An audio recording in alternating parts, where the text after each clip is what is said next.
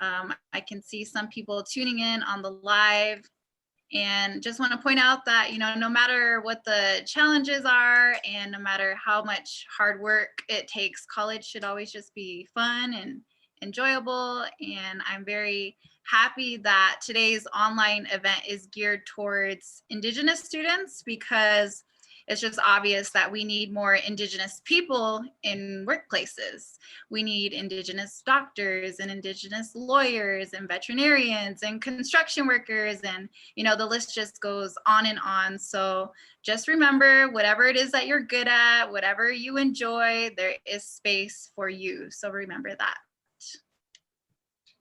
Yeah, that's such a good message, Jillian. And yeah, I'm especially excited for today. As much as I love my current role with Redco and Sicangu CDC, I do miss my teaching days at St. Francis and working with students and kind of helping demystify the college process a little bit. So hopefully out in the audience there will be some former students that maybe we can jog the memory on some of those things, like the FAFSA and college applications and that whole works. But just wanted to provide some extra information too as we get started here, that this event is obviously hosted by Redco and Sicangu CDC, but thanks to a grant from the American Indian College Fund through their Higher Pathways and Native Pathways program, we're actually able to provide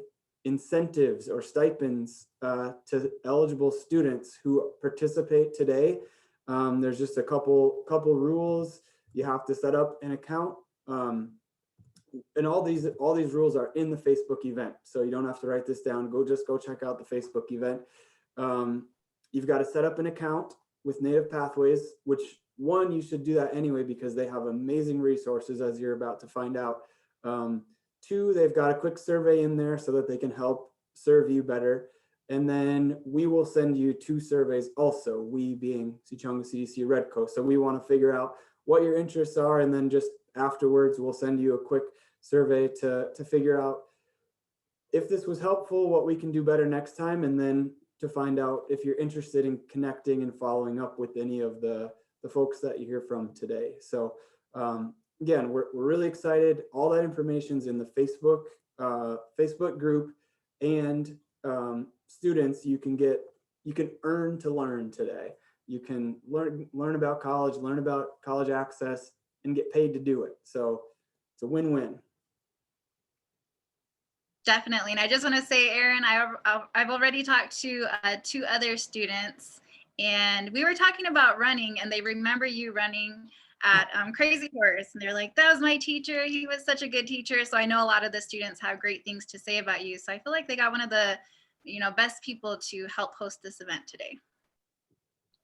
Thank you. Yeah, that was in my parent letter home. When I first moved into town, I said, my name's Aaron Epps. I moved here from yada yada. And then at the end I said, P.S. I'm the white guy running around town, getting chased by dogs. So that's my claim to fame. Yeah, just for anybody who's watching, Aaron is really fast and he's a really good runner. He can run marathons. So just so you have an idea of what we're talking about. But I do have just a couple of just quick tips that I wanted to share with you guys. I have been out of college for, a long time. I feel like I'm getting old, but me and Aaron, we're just having this conversation. Like I feel really old, but also college just feels like yesterday. But I remember whenever I was getting ready to go to college, I honestly didn't even think it was an option for me. I had no idea what financial aid was, what the FAFSA was. I didn't know what an academic advisor was, none of that. But what really helped me was asking questions, even when I felt like they were dumb questions. And what you'll find is no question is a dumb question. And I got to learn more about the FAFSA, and I was like, I didn't even know that I had to pay a student loan back. I mean, I'm sure most people are like, well, duh, you have to pay it back. But me at the time, I was like, I didn't know I had to pay it back, So just little stuff like that. And one of my biggest tips is to just get involved at whatever college that you decide to go to, whether that's getting to know an academic advisor, whether that's getting involved in an on-campus club. That was one big thing for me, is because it helped me make friends. And then also with the adults running those programs, they were really helpful in helping me find scholarships or just getting very simple questions answered. Whereas if I didn't join those clubs, I feel like I would have just been, really lost. So just a couple of tips and tricks for you guys there. Again, talking about clubs, they have Native American clubs on campus. They have Hispanic clubs. Even though I'm not Hispanic, I joined a Hispanic club just to show my support for their culture. And again, that was just an amazing way for me to make friends. Also, another huge one is to meet with an academic advisor. I felt like at the beginning, I was kind of just taking classes to take classes. I didn't know what I was doing. But once I met with an advisor, I had a plan in place, and it just made the ride that much smoother. So, this is all, you'll find out this information as you go in through today's event, but just some tips and tricks to throw out at you guys. And I'm feeling really excited and optimistic, and I hope you guys are too, because again, this is just a new beginning for a lot of you who are watching.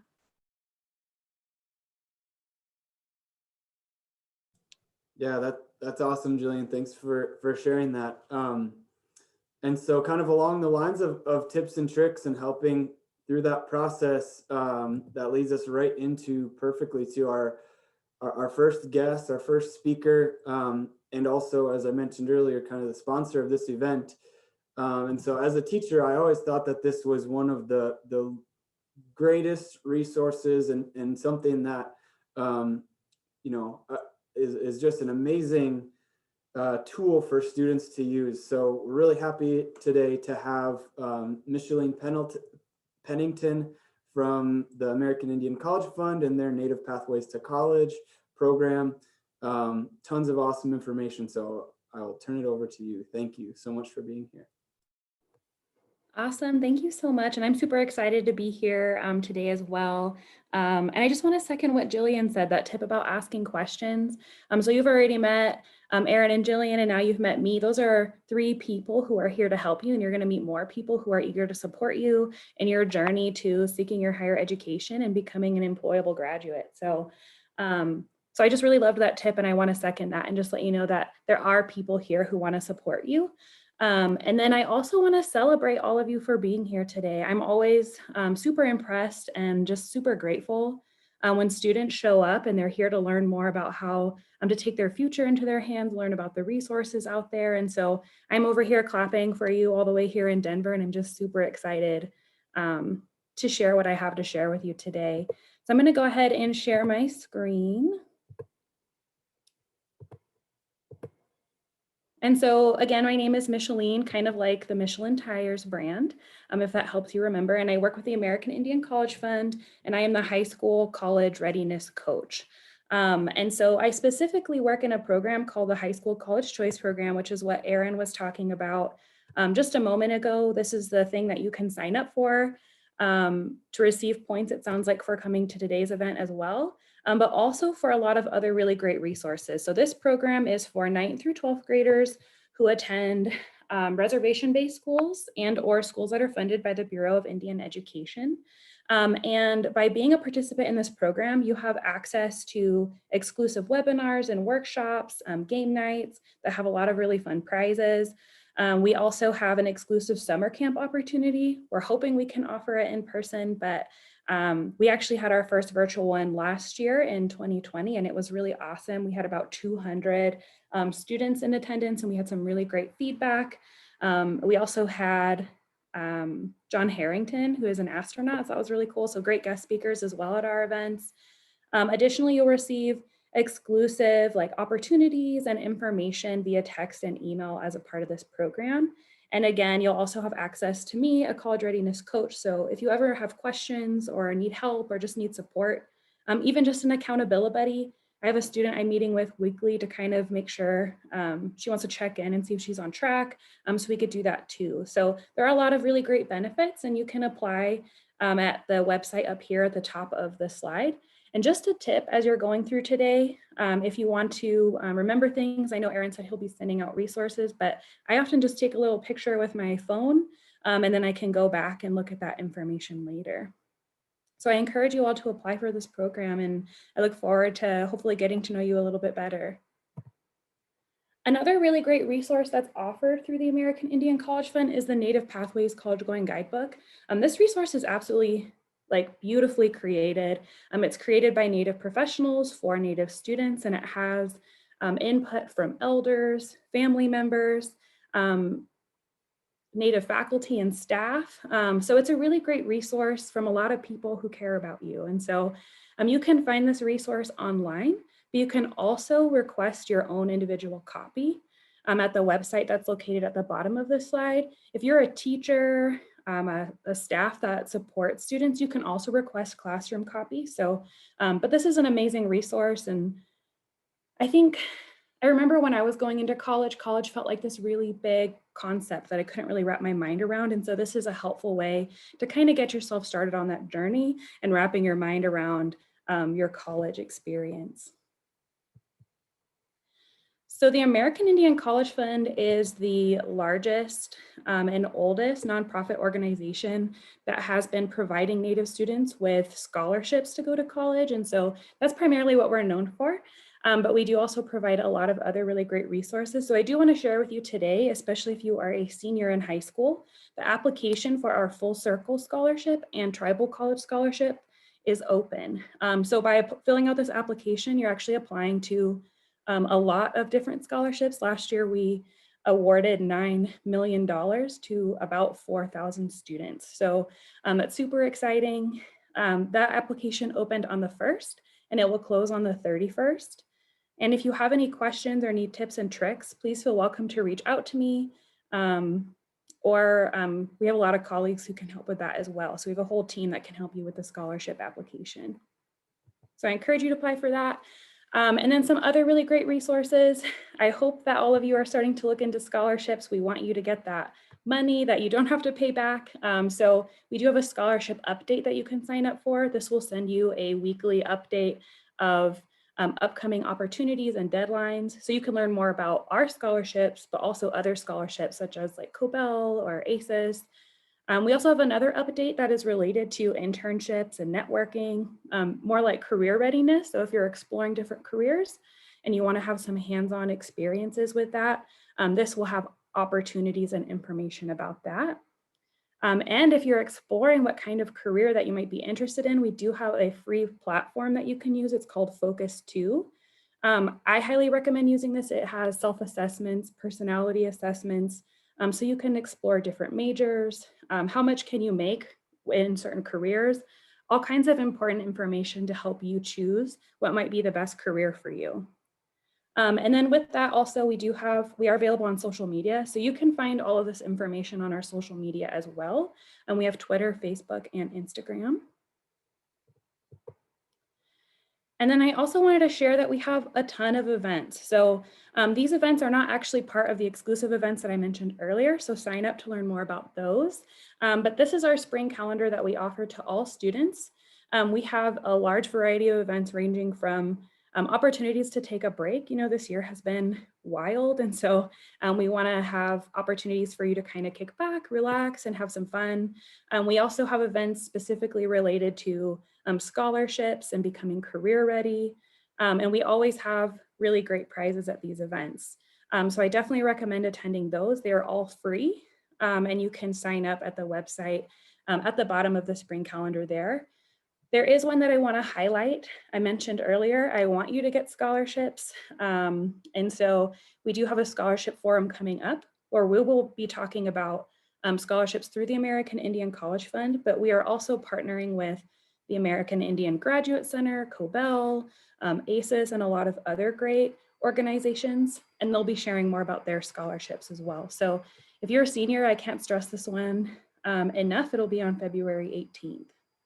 And also, again, there'll be really great prizes. So, and the last thing that I want to leave you with is just, this is the Native Pathways team, and you're welcome to reach out to me or any of the other team members in Native Pathways. If you have any questions about college readiness or scholarships, I'm happy to help you.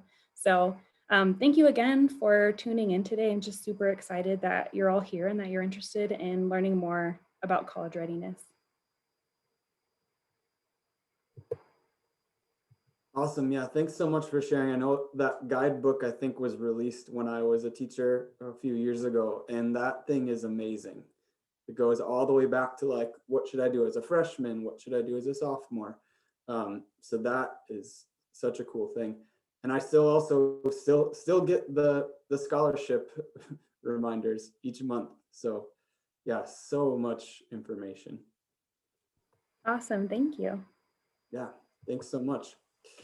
So we are going to have a Q&A at the end, and you can also in your post survey send in any questions. And so, you know, be sure to jot those down and we'll be able to open it up towards the end. But let's see, I'm looking through, and our schedule next up had Della Spotted Tail from RST Higher Ed. So let me just double check to see if she's available. Otherwise, we may see if we can move some things around here quickly.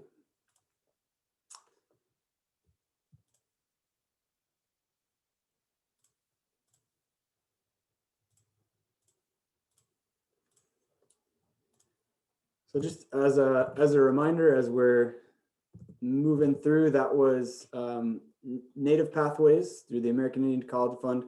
We'll also today hopefully be hearing from the Rosebud Sioux Tribe Higher Education Department about the services and support that they offer. But at this point, I don't believe Della's on unless she's in here as one of the other names. So if it is all right with folks, I'd like to move ahead to Erica. Erica, are you on and able to activate your camera?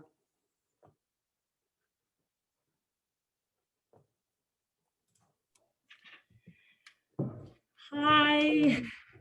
Sorry, we weren't expecting to go right just yet. I am Dr. Erica Moore from South Dakota State University, and I am the director of the American Indian Student Center. Great to meet you. Hi, my name is Morgan Khaled Osborne. I am the American Indian Student Academic and Student Success Advisor here at SD State. So I academically advise incoming freshmen, and then I kind of stay with them in an advising capacity through their through graduation. Awesome. And I'm so sorry for putting you on the spot like that, but appreciate your flexibility. So I'm gonna step back and turn it over to both of you. Thank you. Great. So I think today we're talking a little bit about our Wokini initiative that we have here at SD State, and how we utilize this initiative to serve our American Indian students who attend South Dakota State University. So just very briefly, SDSU is a land grant school. So that means that we get certain funding specific to land grant institutions based on the land the university is on. So in order to serve our American Indian students better, our current president, Dr. Barry Dunn, decided to reroute the money that is involved with being the land grant institution to actually serve the American Indian students who are attending SDSU. So this kind of works, and there's several different components to the Wokini initiative, and we're going to talk mostly about the component specific to students. So that would be the scholarships. But it also helps with several other things, such as I lost my train of thought. Well, so we have several sort of like prongs to the ladder for Wokini. So part of our funding is directly for student scholarships. Another portion goes toward what we refer to as expanding the circle. We partnered with the grad school who is already pretty much doing this here at SDSU to provide free graduate credits to TCU faculty, which will help essentially also better serve the students at TCUs. And then we created a partnership with each of the TCUs to essentially promise to have an MOU in place to have 2 transfer students per tribal college receive the Wokini scholarship as transfer students at SDSU.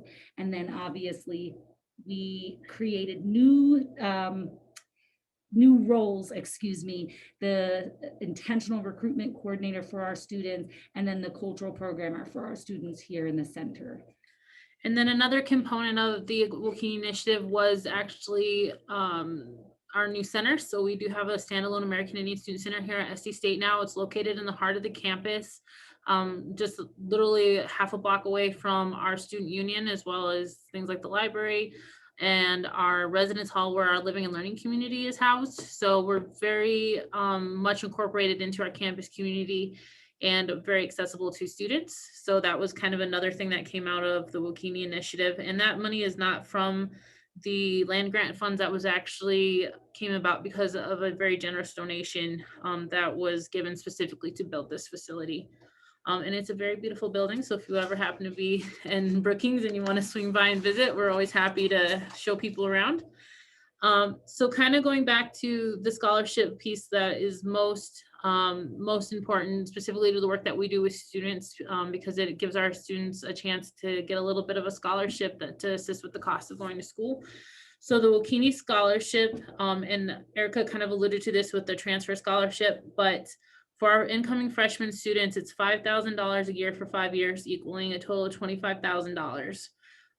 So which means, and it also with that $5,000 a year, that is equal to $2,500 a semester. So our students will have that scholarship with them the entire time. Once they apply for it and receive it, they will keep that scholarship with them throughout their time at SDSU. And they did include a 5th year in there, just kind of understanding that it may take students a little bit longer to complete those degrees. And we wanted to be very not mindful of that as well. So that's why there's that extra 5th year in there. Transfer scholarships, and then the Tribal College University TCU student transfer scholarships, that's $5,000 a year for 3 years. So $15,000. And then also, as Dr. Moore had said, the TCU adjunct faculty, so they're helping pay for those courses that they need to meet the HLC accreditation or the Higher Learning Commission accreditation. And then, so that's kind of the pieces that we work most with, is helping support those students. And so with that scholarship, there are some requirements that students do have to meet to actually maintain that scholarship. And each requirement is different depending on what year they are. So our incoming freshmen are required to live in our living and learning community their freshman year. They also are required to meet with me once a month.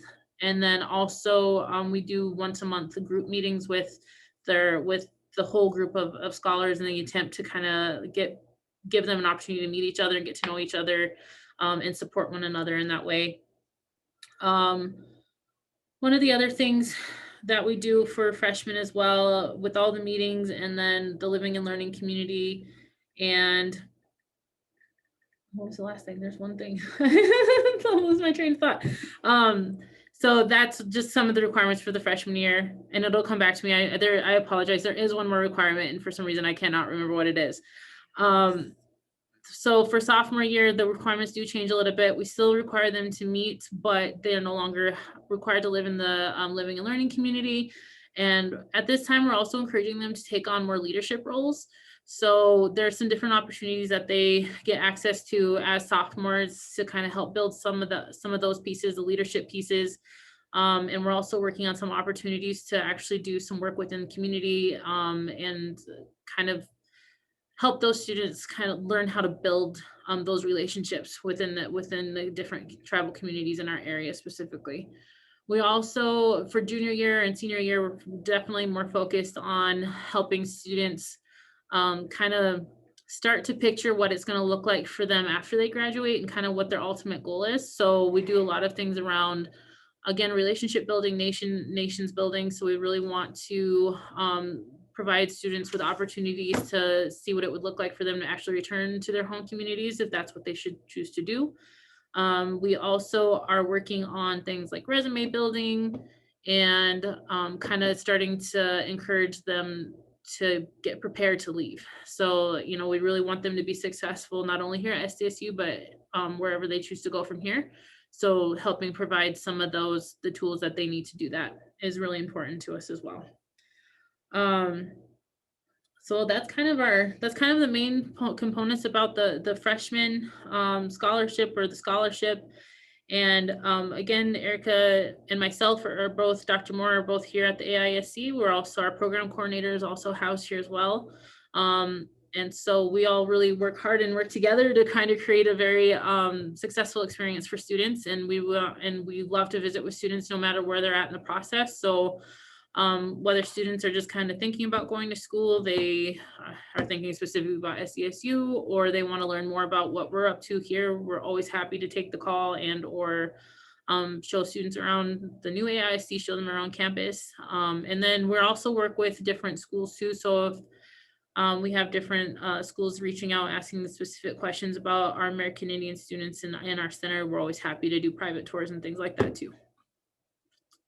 Anything else? Yep, I think Morgan summed it up well. So I think since the question and answer session is at the end, I think that'll probably be where more robust conversation can come out of Wokini and what we're doing here. But thank you for inviting us today.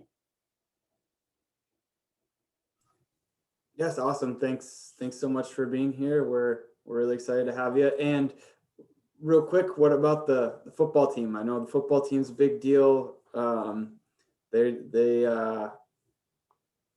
From what I've heard, we've sent a few students up there, and you know, it's a lot of fun. They have a big rivalry, some rivalry games. I'm not a huge football fan, so if you see me just sitting here staring away, no, I mean, I think on campus, the football games are amazing to watch. We have just for regular community members, we have the tailgating, but we also have a space for our students that is fun and safe and legal. And you can experience all of those great things here at campus, and everyone gets involved. I do all of that. I just don't actually go in and watch the football. So yep, we really appreciate our football team and the entertainment and joy that they bring to campus for sure. That's awesome. Well, thanks so much. Yeah, excited to open it up towards the end and see what questions we have. So thanks again. Thank you. And I'm going to take a quick pause here, and I'm going to try to change something on the technical side of how we're live on Facebook. So for those tuning in right now, your stream may end, but it's going to come back up through the Sicangu CDC Facebook page.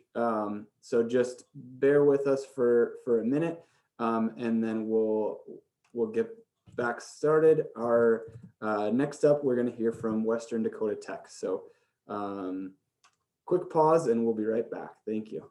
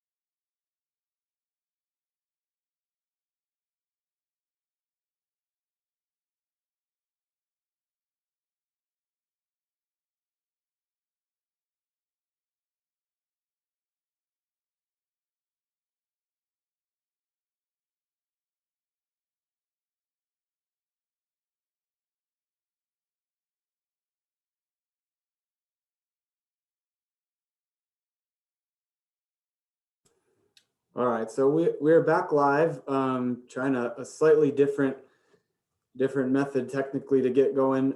But just a reminder to anybody who's either just now tuning in, this is all going to be recorded, and so we'll share the recording afterwards.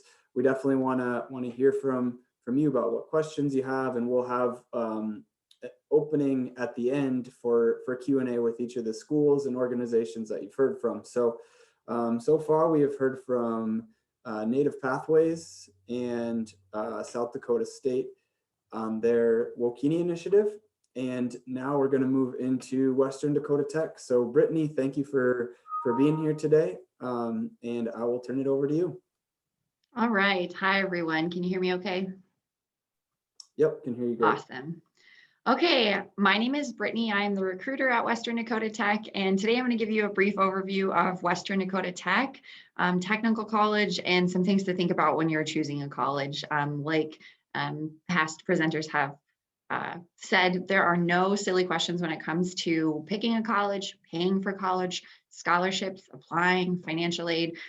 We don't expect you to know everything there is to know about college because you haven't probably applied before or gone to college before. So please ask us and our counterparts all of those questions you have, and whatever school you're planning on going to is going to be more than happy to help you answer those questions as well. So I'm going to go ahead and share my screen if I can here. Aaron, do I have that ability here? There we go.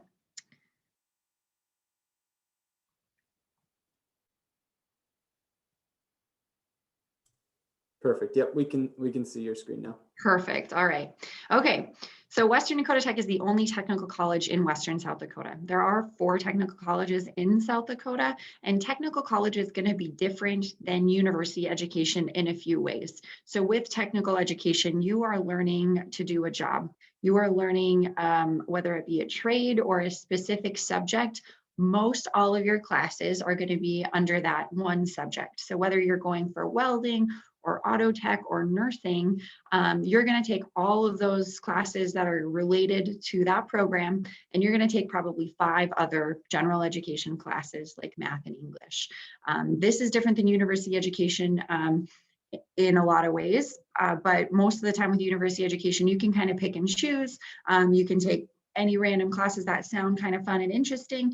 With technical education, you don't necessarily get to pick and choose your classes or take classes from a variety of majors. That benefits you because you're not paying extra money to take all those classes that may not benefit you once you're in the workforce. All of the classes that you take while you're going to school are going to directly translate and correlate with the job you're going to be doing once you graduate. So you're spending less money in school, and all of the money you spend in school is going to give you a return on the money you spend while you're here. Western Dakota Tech offers a variety of programs. So an associate's degree is a 2-year degree. A diploma might be a 1-year degree or 3 semesters, and a certificate is going to be just 1 semester in college. So you can kind of spend as much time as you want or need to get you on the right path to your goals in the career that you're looking for. We have online options as well. You can earn a full associate's degree in business or accounting at Western Dakota Tech, and those are going to be our full online programs. Some of our other classes are offered online for those generals as well. And most of our classes are going to be really hands-on, in-depth programs. We have a really awesome facility here at Western Dakota Tech in Rapid City. So if you have a chance, I always encourage students to stop by. We're happy to chat with you while you're in town if you're interested in checking out campus. We serve about 1,200 students on campus, so we're not a big school. Colleges in South Dakota range anywhere from about our size, we're one of the smaller colleges in the state, to 15,000 students at some of the bigger schools in the state. With that though, your instructors are going to know your name for every class that you're in. There will be no classes with 300 students and you're in a big lecture hall, and all of your classes are going to be very small, intimate, 15 to 20 students in every class, and you're going to get really individualized, personalized teaching strategies from your instructors that are tailored to you and how you learn. Not everyone learns the same, so that's really beneficial for students. These are our programs that we offer at Western Dakota Tech. I mentioned a few of them. We have welding, electrical trades, diesel, auto. We also have a whole bunch of healthcare professions. Honestly, some of them I had never even heard of until I started working here, like surge tech, medical lab assistant. medical, laboratory tech, and those are all really great careers to go into, especially now in the world that we're living in 2021. Construction and manufacturing, business and computers, many of our programs are high demand. So you're going to get a good job once you graduate, and you have a lot of opportunity once you graduate. And that's our goal, really. When going to college, you are expanding your horizons, you are meeting new people from different backgrounds and cultures, and you're learning a whole lot about life, and you're learning a whole lot about what you're going to do after college. I always encourage students to think about the job they want to do once they're done with college. That's the goal of college, is to get an education, to graduate, and to get a good job that's going to support you and your family, and help you be a contributing member of society. This information is all on our website, and each page has a really great description about the program and kind of what jobs you can get. So I would encourage you to check that out as well.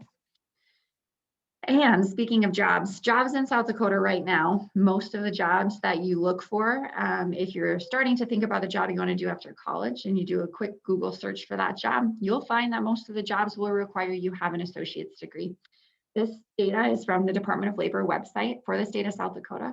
Most jobs are going to require you have an associate's degree, and that's what that big teal chunk is in this pie chart. When you come to Western Dakota Tech and you graduate, you have about an 88% chance of getting a job within your field. 97% of our students are going to find a job, just any job, or go to the military. But most of the time, students are getting a job doing what they went to school for. And on average, they're making about $18 an hour. To give you an idea of what $18 an hour is for high school students, that can be kind of hard to conceptualize. $18 an hour is about $37,000 a year.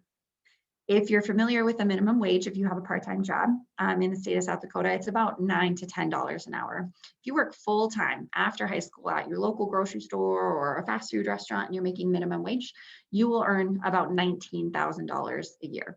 So just by going to school, getting a 2-year associate's degree, and having a 90% chance of getting a job when you graduate doing what you went to school for, you're going to double your income. $37,000 is a pretty comfortable living. You're able to put a roof over your head and provide for your family.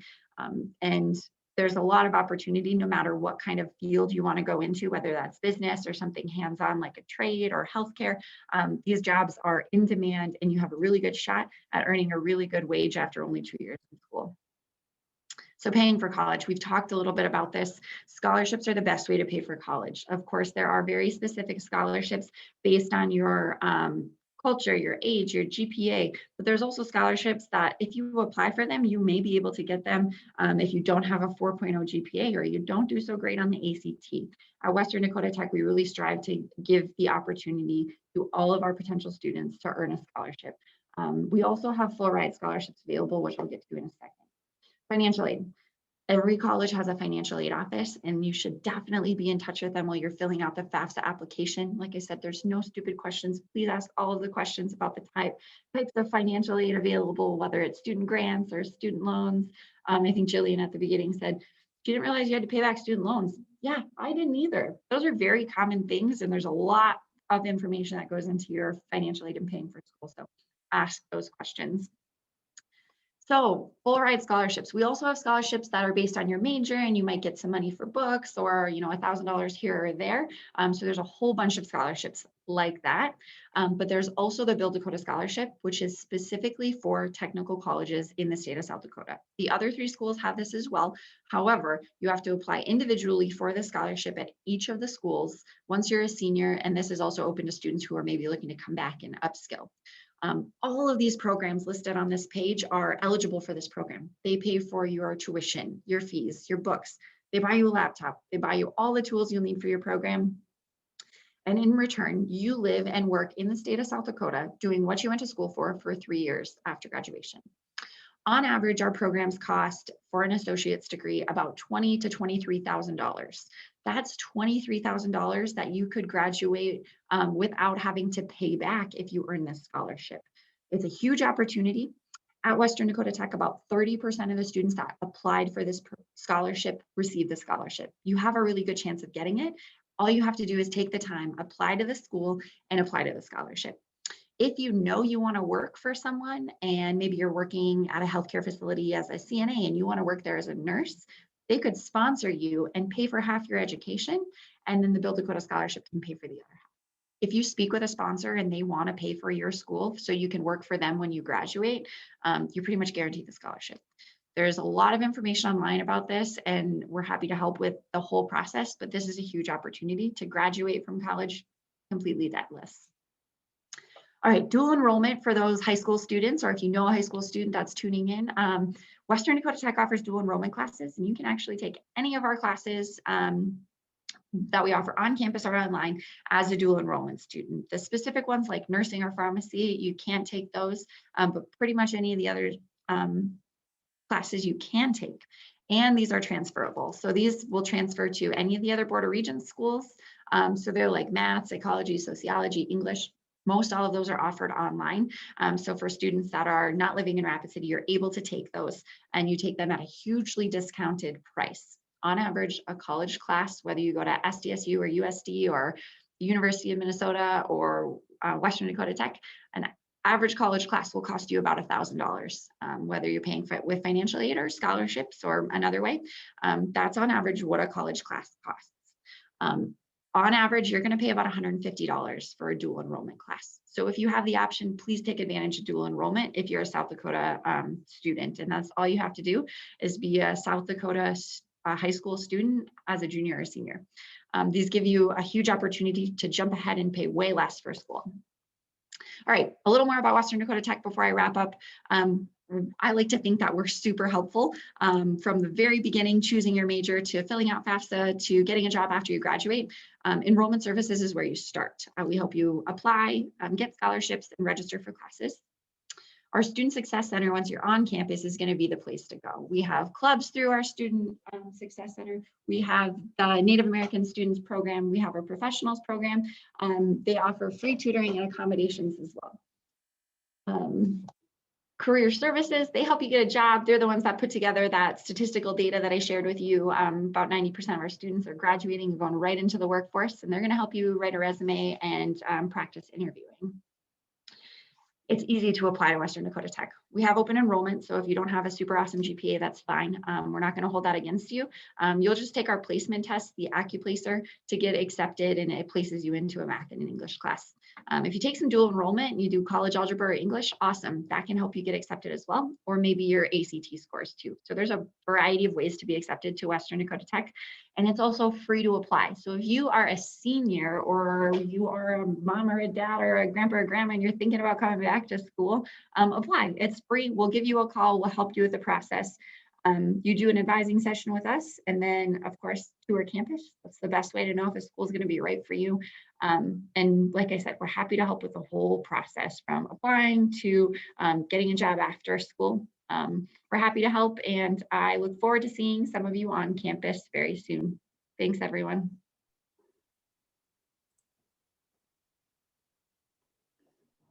Thanks, Brittany. And before you go, I do have one quick question. I was really glad you brought up dual enrollment. So if there are any juniors listening right now, how do they get started with that? Is that just going to their principal, their counselor at school, or do they need to come find you? Yeah, either way, honestly, we're happy to help if you just call us and say, hey, I want to do dual enrollment.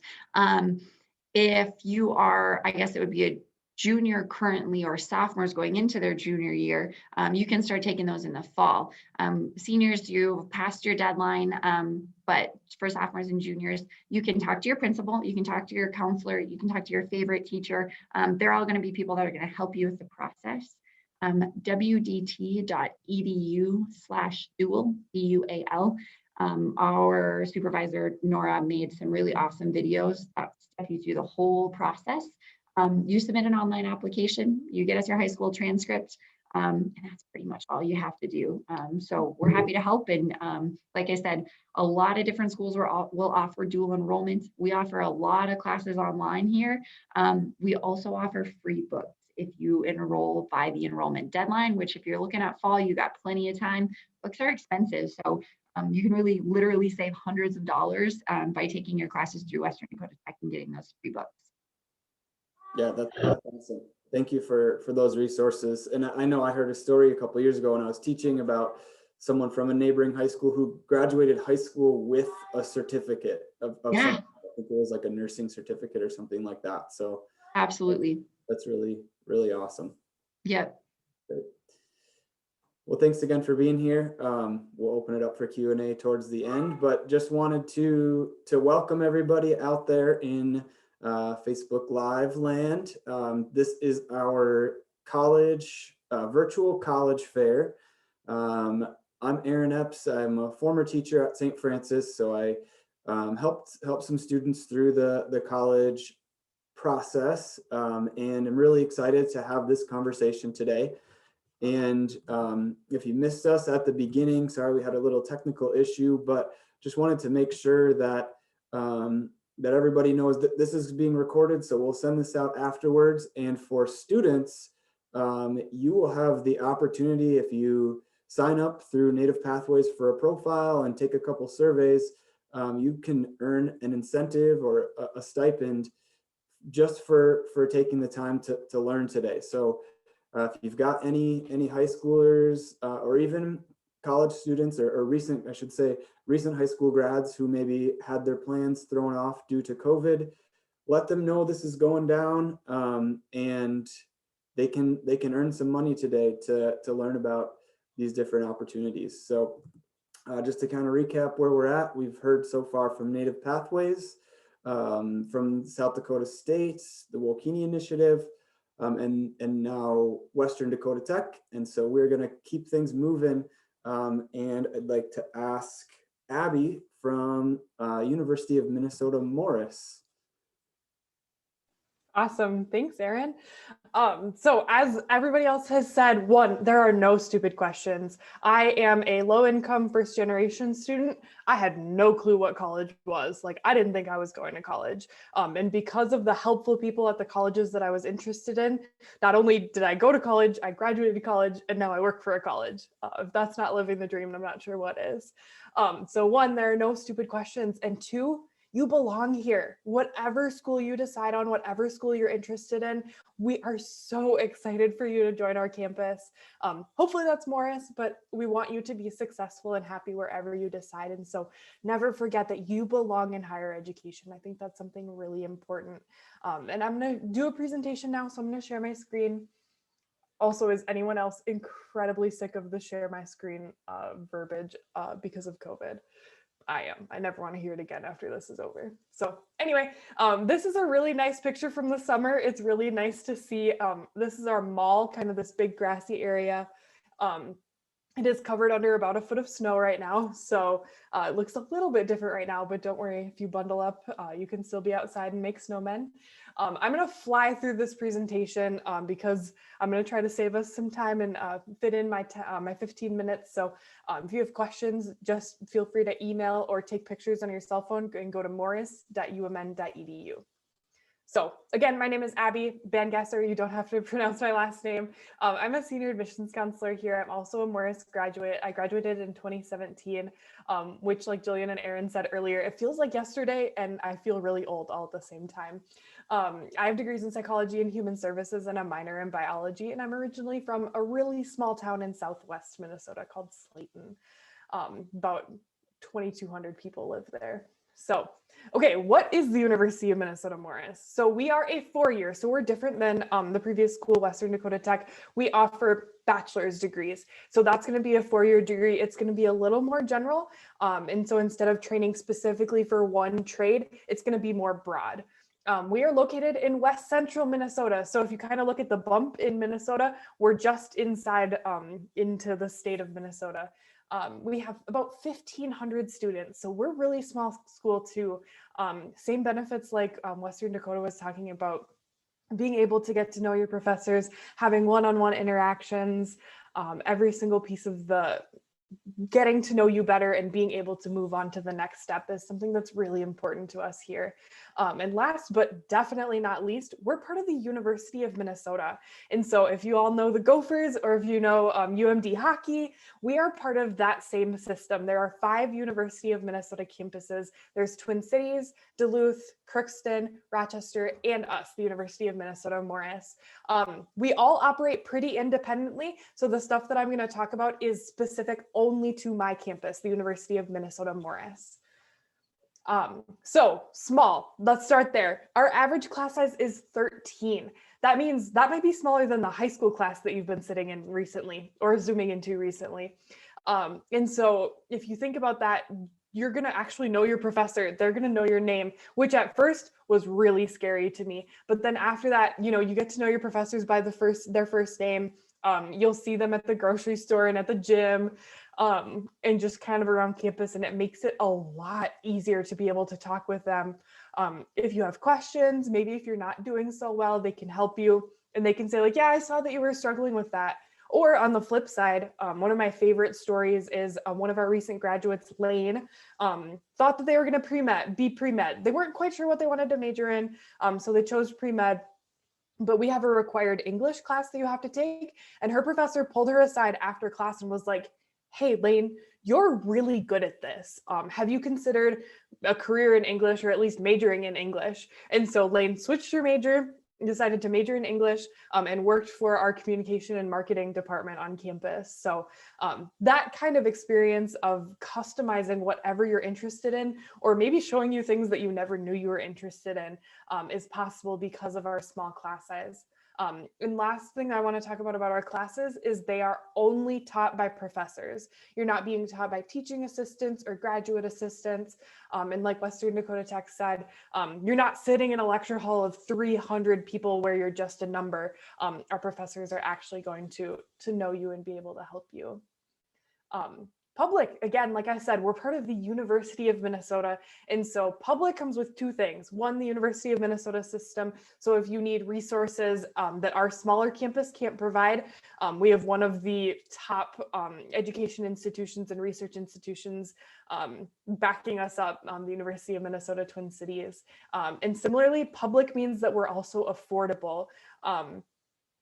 The schools that are most similar to us are private schools, private small liberal arts schools, and they're typically in Minnesota 2 to 3 times more expensive than the University of Minnesota Morris. So being public is really an awesome benefit for you and for our school as well. We are a liberal arts school, and so liberal arts is just a fancy way to say freedom to study many disciplines. It doesn't mean that you have to be a painter or a sculptor. It doesn't mean that you have to be liberal. It just means that we want you to have a broad understanding of everything. And especially if you aren't quite sure what you want to major in, Morris is the perfect place for you.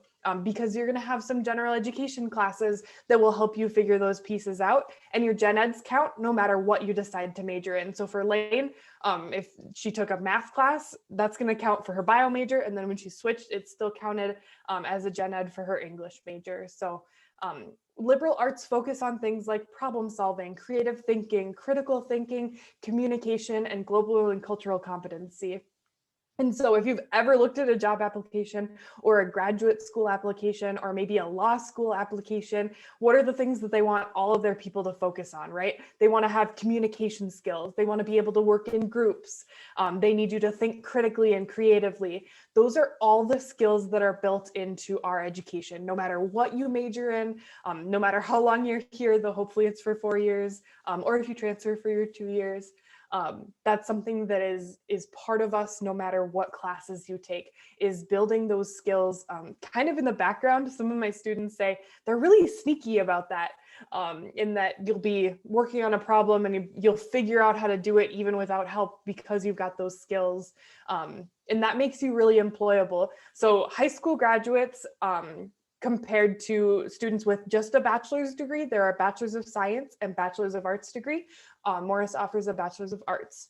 So students who, compared to high school graduates, that they get a bachelor of science degree, they make $1 million more over their lifetime. And then those between the Bachelor of Science and a Bachelor of Art make another $1 million more over their lifetime, because students with liberal arts degrees are more likely to start at a higher position, they're more likely to get promoted, and they're more likely to get pay increases because of these skills that we have. And so if you're looking for somewhere where you can have a broad range of interests, but also getting really good education, Morris is the place for you. So again, I'm going to go through this really fast because I feel like I'm already taking up a lot of time. We have research and study abroad too. So if you don't just want to sit in the classroom, a significant amount of the education that we have comes from outside of the classroom in things like research and creative production. So if you are interested in chemistry research, like one of these students, if you're interested in dance research, if you're interested in creative production like theater or music, those are all pieces that you can be a part of here. And then of course we have 4 different options for you to study abroad. There are Morris classes that take place somewhere else. There's national and international student exchange. There's University of Minnesota system study abroads, and we also have a global student teaching program. Okay, so that's all great. All of that education is amazing. A lot of schools have great education, but our campus community is really, honestly, everybody that I ask, it's their favorite part of our campus.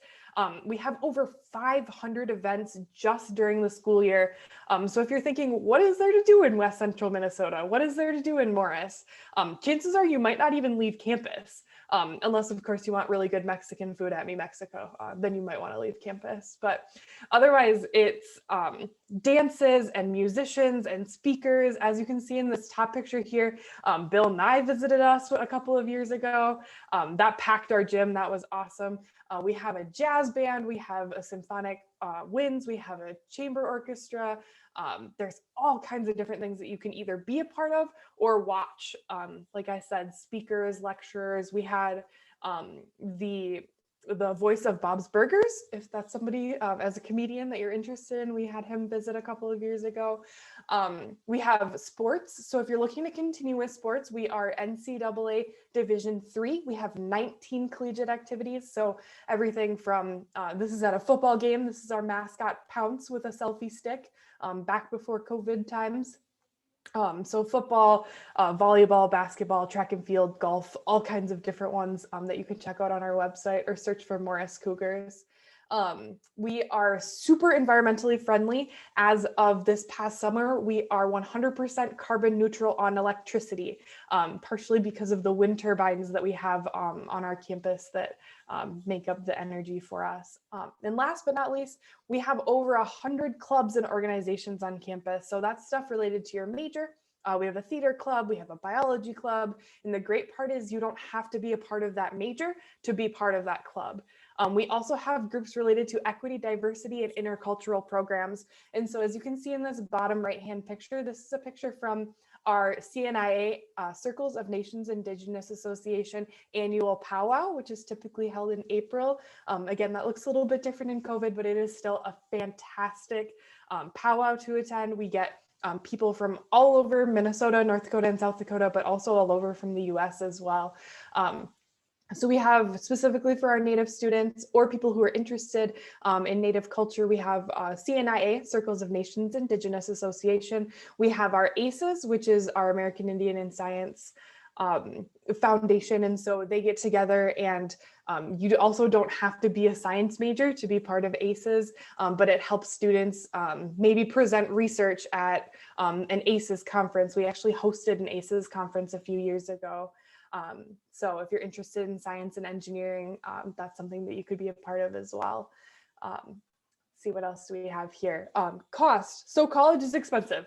I will not be any more clear than that. College is expensive. Our tuition is $12,000. Again, that is significantly more affordable than the schools that are similar to Morris.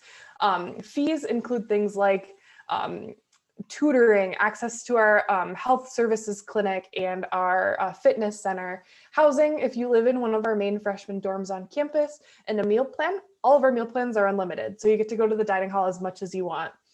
Grand total of $22,000.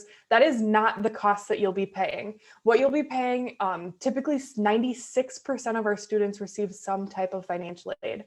And so specifically, what are types of financial aid? We have different scholarships. We are on Raise Me. So if you want to go to Raise Me and earn micro scholarships for visiting, for getting good grades, for volunteering, I highly recommend doing that. Of course, if you bring in any outside scholarships, sometimes students bring in scholarships from their tribe or like from their parents' employers, different things like that, or local like VFW scholarships. We have an American Indian tuition waiver, which I'll talk about in just a second. We also have grants, work study, and federal loans that come through with the FAFSA as well. Okay, American Indian tuition waiver, what is that? So if you are an enrolled member or a descendant of an enrolled tribe member in a federally recognized American Indian tribe, Alaska Native village, or Canadian First Nation, that waives the cost of tuition. So if you remember that $12,000 on this page, that's waived with the American Indian tuition waiver.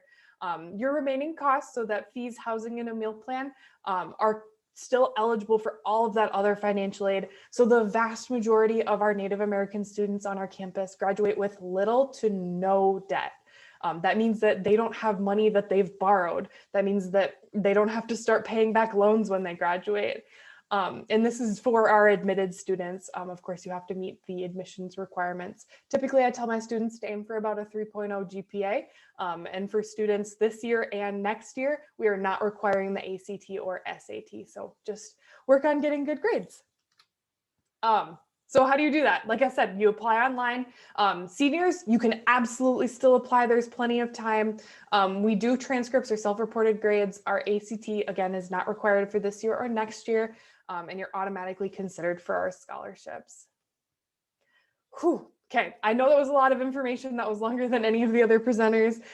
If you have questions, email us at admissions@morris.umn.edu. I know that's a lot. If you just search for Morris, Minnesota, in your Google search, you'll be able to find our website. And I'm happy to take questions and hopefully give you some answers at the end of this as well. But I'll give it back to Erin. Thank you. Awesome. Thank you so much. And also for students listening in, we will be sending out a post survey afterwards. So as the presenters are going through, if there are any that you want to follow up with, or we don't get a chance to get to your questions, I'll be sharing that with the presenters so that they can, figure out how to get in touch with you to make sure that we answer your questions. But Abby, thanks so much. And thanks for highlighting that. The tuition waiver, that I know that was something that I definitely always tried to make our students aware of. So thank you. Yeah, thank you. Great. So once again, thank you this afternoon for joining us for a special edition of 7 Gen Live as we go through our virtual college fair. And so we're going to keep things moving here with Fort Lewis College, located in Durango, Colorado, and we've got Patrick here. So Patrick, take it away. Perfect. Thanks, Aaron. I appreciate it. Abby, that was some tough energy to follow, so I appreciate it. I'm feeling really energized after all that that you shared with us, so thank you so much. As Aaron mentioned, my name is Patrick Fredericks. I serve as an assistant director of admission at Fort Lewis College. I always like to put my contact information up there first. If you want to take a photo of it, you can go ahead and do that. Simply reach out to me. I'm happy to be that point of contact for you. My job at Fort Lewis is to kind of give you the information, make sure you find out if it's a right fit for you. And that's what all of our different colleges are kind of talking about today. So I'll share this contact slide at the end again, but just want to make sure that you have it if you need it. So you may be asking yourself, Patrick, where is Fort Lewis College? Where is this even located? So if you're familiar with Colorado and you know where Denver is, we're in the exact opposite corner of the state. We're in the Four Corners area in Durango, Colorado. So what is there to do? Being in the mountains, there's a ton of outdoor activities. You don't have to be an expert to partake in them, whether it's the backpacking, the skiing, the snowboarding, the cycling, whatever it may be. You don't have to be an expert. You can kind of dip your toe in slowly and kind of get into it as you want to. We're also known for our train that we have that goes from Durango to Silverton, which is the town just north of us. It's kind of like a historic mining town, but tourism is a big thing in our town. So I think that always helps our students with getting jobs in town as well. And one of my favorite things about 40 minutes It's just down the road from where I'm sitting right now, is Mesa Verde National Park. Great cultural epicenter here in the Southwest that I love going there and learning about all the anthropology and the different cultures and the tribes and whatnot that stayed there. So that's important to know about Durango. Now, I wouldn't be able to talk about Durango, Colorado if I didn't show you kind of a picturesque view of what Durango looks like. So as you look at the lower portion of this image, that's campus. Campus sits on a mesa right above Durango. Durango's kind of down towards the middle of that image, and then the beautiful San Juan Mountains that we're surrounded. We're pretty lucky that we get a beautiful view. I can look out my office and see these beautiful mountains that we have. So we have this beautiful kind of drive that goes all the way around, a lot of lookouts, different ways to get some really awesome pictures. But that is Fort Lewis, that is Durango. It is just gorgeous. We're spoiled to live here for sure. Now, you may be asking yourself, why did you talk about the place? Why is that so important? Why did you put that front and center? We truly believe that at Fort Lewis College, we're powered by place.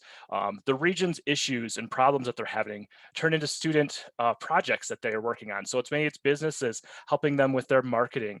I know we have students that work with environmentalism. We had a mine spill a few years ago, and so some contaminants got into the river that goes right through town. Our students were the ones doing the research for all this worldwide research that was going on, which is really cool. So any of the region's challenges, our students are there for their projects, their expertise, and they're solving those problems for our local region, which is really cool. Outdoor activities, I mentioned those, all those fun, biking, hiking, skiing. We want to make sure that we're enjoying the natural resources, but also making sure we're taking care of them at the same time. And also the cultural background of our region is super important for the traditions that we have and the cultural celebrations that we have. We'll talk a little bit about kind of the makeup of our student body and why that's so important as well. To give you kind of a high level, literally, of kind of what Durango looks like, 6,800 feet of elevation on our campus. Durango is just a little bit lower than that, as I mentioned. We have 47 states represented, 53% students of color, which is something we're very proud of, and 173 Native American tribes and Alaska Native villages. And we'll get into a little bit of why that's so here in a little bit, but it has a lot to do with our Native American tuition waiver, similar to Morris as well. When it comes to class sizes, what does this really look like? So we have about 3,300 students, so a little bit bigger than the previous two schools that you've heard from. 23 is the average class size, 16:1 student to faculty ratio. And once again, just like Morris, 100% of our classes are taught by faculty with the highest degree in their field. We don't have grad students that are teaching our classes. So when you see those numbers, what does that really mean? For me, it means when you're walking across campus, you're going to see people that you know. It's very much a community. It's hard for me to walk just 5 minutes out of our building without seeing a faculty, a staff, a student, a community member, somebody that I know and that I work with. You're going to, in your classes, you're going to get to know your classmates. There's going to be group projects. There's going to be questions and answers and tutoring together. And the faculty are also there to mentor you. They want to be at a school where they can teach students and impact them. As you can see in the slide, this is one of our psychology professors, Brian Burke. He truly loves teaching undergraduate students. Quick little story. A couple years ago, I went to a wedding here in Durango, and he was actually officiating the wedding. And I asked him afterwards, I'm like, Brian, like you're officiating a wedding. What are you doing? It was actually two students who met in his class. He cared that much for his students, and his students cared that much for him that he was a very pivotal person in their lives. So our faculty really do care about our students and work hard for them. We do have over 55 different programs here at Fort Lewis College, different majors, minors, certificates that you can take advantage of. I'll name a couple. Adventure education is a great one for the local area, for those trips that you may be leading, kind of the backpacking trips and the safety procedures and all those kinds of things are really important. So adventure education is tons of hands-on activities. Our biochem, our chemistry, our biology really give you the individualized attention in those lab settings and prepare you for grad school or maybe medical school that you may be looking at. Our business program is really fun. They have a lot of partnerships in our local community. Last year, they gave away a Rocky Mountain Chocolate franchise. And so there was a competition and students got to compete, and Rocky Mountain Chocolate Factory is headquartered here in Durango. And they gave away a franchise to one of the student who won, and he relocated over to Indiana, and he's running that franchise pretty successfully so far, which is pretty cool. They also do Hawk Tank. If you've seen Shark Tank on the TV show, we do our version here locally, and it's a business plan competition, so you can earn money and be an entrepreneur and get kind of startup money for those businesses that you want to start. Education is one of my personal favorites simply because I have a daughter in elementary school, and almost every single one of her teachers has been a Fort Lewis grad, which is pretty cool. Students are in the classroom by their second year, figuring out, all right, what grade do you want to teach, what subject, what's your expertise, how are you going to contribute to this classroom? We have a really good partnership with our local schools to get students in the classroom as soon as possible, which is awesome. Engineering, we have a brand new building for engineering. It's really beautiful, really high tech. The classrooms are really great, really collaborative as well. And so our physics and engineering faculty love to give tours of the labs, whether it's the robotics or when it has to the fluids lab, they love showing off that space, and it's a really cool place to learn in. Health science, exercise science, public health, those are some of our fastest growing programs. I mean, public health, studying public health in a pandemic is kind of a cool opportunity, whether it's looking at the data, the communication tactics, whatever it may be. They're having a lot of hands-on research right now, which is pretty cool. And I will mention our Native American Indigenous Studies program is really popular as well.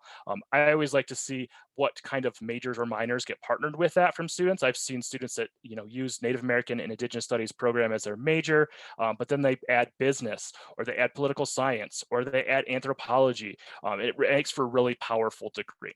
It also is taught by Native American professors from their perspective, which is incredibly important when talking about those subjects. So as I can't hit on every single one in the 15 minutes I've been given, but we have some really awesome programs. All of it's really hands-on with internships, with field work, with these kind of group team building projects where they're all working together. It really gives you that expertise, not just to know the material, but actually how to apply that material, which is really cool. I do want to hit on student life. I've actually been lucky enough to work at Fort Lewis for almost 9 years now, and I started in student life.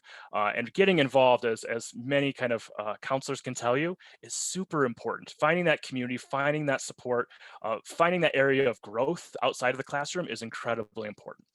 We do have 60+ student organizations that kind of ebb and flows each year, depending upon student interest. Those can be cultural organizations like Waln, who puts on our annual powwow, our Black Student Union. El Centro is kind of our Hispanic Latinx Resource Center. We also have academic ones, so ones associated with business or biology or psychology. Music and the arts, you can be on it. We have a radio station right on campus. You can be on the radio, which is really cool. Or if you want to work on our Independent, which is like our newspaper for campus, which is an awesome opportunity as well. Health and wellness, we have an organization that's my favorite. It's called Wellness Peer Advisory Council, or WellPAC for short. They're taking care, it's students taking care of students around stress, healthy eating habits, sex, drugs, alcohol, whatever it may be. They're just there to help students. They put on a really fun event called De-Stress Fest right around finals, and they bring puppies from the local Humane Society in, and you get to play with puppies for the day before finals. I got suckered into one of my dogs is from that event, but it's a really cool way just to kind of relax, have some fun before those stressful finals. Outdoor activities are always really popular, whether it's slacklining. We also have the indoor activities too, with the gaming and the boards and the video games, whatever it may be. If you don't have an organization, if we don't have an organization that fits you, you can create one too, and we'll give you some money to start that organization, which is pretty cool as well. Some of my favorite different kind of events that happen on campus in different offices, starting in the upper left-hand corner, that's our Black Student Union. They help to organize our Dr. Martin Luther King Jr. Day. Really awesome opportunity to learn more about the man, but also do some service projects and kind of live in his honor. Fiesta on the Mesa, you can see in the upper right. This year we couldn't have our big celebration in kind of the center of our campus, but we had kind of a walkthrough of campus, kind of like a drive-through all around campus to celebrate our Latinx and Hispanic students. Lower left, that's with Outdoor Pursuits. They run all of our backpacking trips, canyoning, they go skiing, snowboarding, cycling. They have different classes you can take so you can kind of build up your skills in those. And then of course in our lower right is our Native American Center staff. They have some awesome speaker series, tutoring, book loans. The staff is incredibly helpful. They have some really cool kind of transition programs to help students go from high school to college. So great support system there. I do briefly want to make sure I touch on admission and then talk about some aid as well. So those that are looking for first year, to enter their first year, we do need a copy of your transcripts to make that decision. Similar to Morris, we are ACT, SAT optional this year, so you do not have to take them. You can let us know on your on the application if you want us to look at them or not. There is a $40 application fee. If that's something you're like, Patrick, I can't afford that $40 or I don't want to pay that, you can reach out to me. I can waive that for you. I don't want that $40 to hinder your access to education. And then you can see over for last year, kind of what our middle 50% of what our students looked like for those first years. Once again, with stats, you can see the middle 50, there's students that were in the 2.3, 2.4 that got in. There's also ones that got higher as well, but I think it's important to know that information. And if you get a chance to visit us, I'll talk a little bit about visiting opportunities. Seeing campus is so important. Even in a pandemic, I know it can be challenging to go to campus, especially coming into Colorado, but we try to make it as safe as possible. It's very individualized appointments that we have currently. Now, the big thing that I think when I talk about those 173 tribes, we have a Native American tuition waiver. This is what brings students from all over the country to Fort Lewis College. Similar to Morris, you have to be a member of a U.S. federally recognized tribe. And what we use for documentation for that is like a certificate of Indian blood, tribal enrollment card, and we can talk about other opportunities as well if need be. But we do have a Native American tuition waiver that will cover the cost of tuition. Now, there still are other fees, which I'll hit on here in a second. So here's the cost of attendance for this year. On the right-hand side, I'll focus on the out-of-state students. You can see tuition $17,000 a year, but we can take that off for the Native American tuition waiver. There's still student fees. There's still room and board, which is like housing and food on campus. And you can see that direct cost of $31,000. We want to make sure we're also thinking about there's books, there's transportation, there's school supplies. Maybe you want to go out to a movie or do other social events off campus. Having extra money is important. It's not just the cost that you see the top few lines. Now, if you do qualify for the Native American tuition waiver, those costs change significantly, right? So we take away tuition. So then you're looking at about just over $13,000 for the year. And then if you're adding these other costs, we estimate those costs for out-of-state students to be a little bit more than in-state students because they typically have to travel a little further of $18,000. Once again, as other schools said, that's not necessarily what you're going to pay, right? There's other ways to save. And I think there's been awesome conversation on how do you save that money as well. Somebody already mentioned FAFSA, so I won't do a deep dive into that. A lot of our departments offer scholarships for students depending on what you want to study. If you're interested in athletics, we are a Division II school. So there may be maybe basketball, soccer, softball, whatever you're interested in and want to kind of pursue, I can connect you with a coach and they might be able to offer you an athletic scholarship, which is pretty cool. Encourage you to check out tribal organizations, service organizations, nonprofits in your local area. They're always loving to support students in higher education.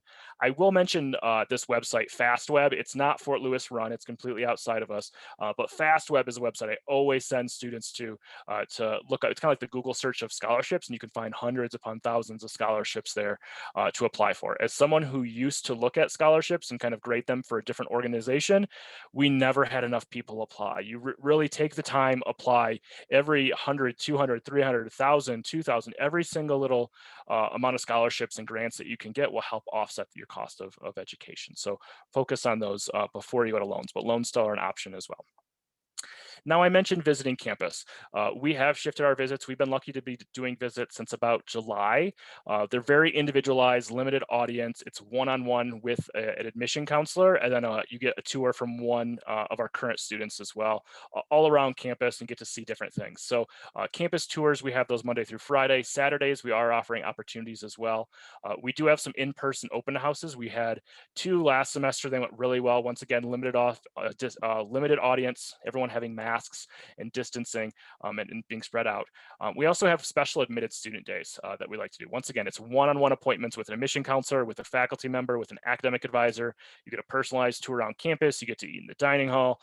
All those things are on Fridays, kind of from 10 to 3:30. And so those are cool opportunities to visit us as well.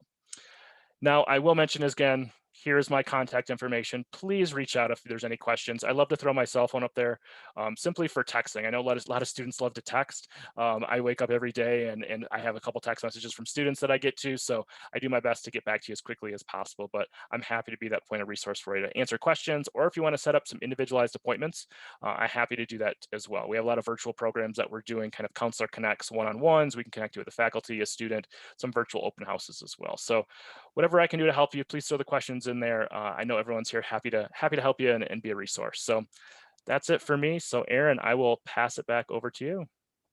Thank you. Appreciate that, Patrick. I used to live in Denver, but never was able to make it down to that part of the state. But I've got a wedding in Colorado this summer, and I'm really excited. I've always So It's that is it's so good. beautiful. Make your way down if you can. Reach out, and I'm happy to kind of give you some recommendations or meet you too.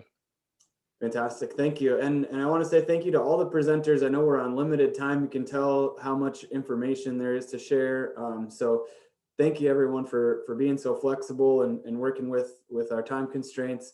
And so I want to keep things moving here, and we're going to hear from our final college, which is located right here on Sichangu lands. The folks from SGU, if you're available, please turn your camera on. There is Charlotte. Thank you. And so we're going to turn it over to Charlotte, and then just the rest of the way, we do have Della now from RST Tribal Ed. So we'll hear from her next, and then open it up for Q&A at the end. So Charlotte, I have the presentation from you. Do you want to share your screen, or should I? Oh, and we can't hear you on your mic there.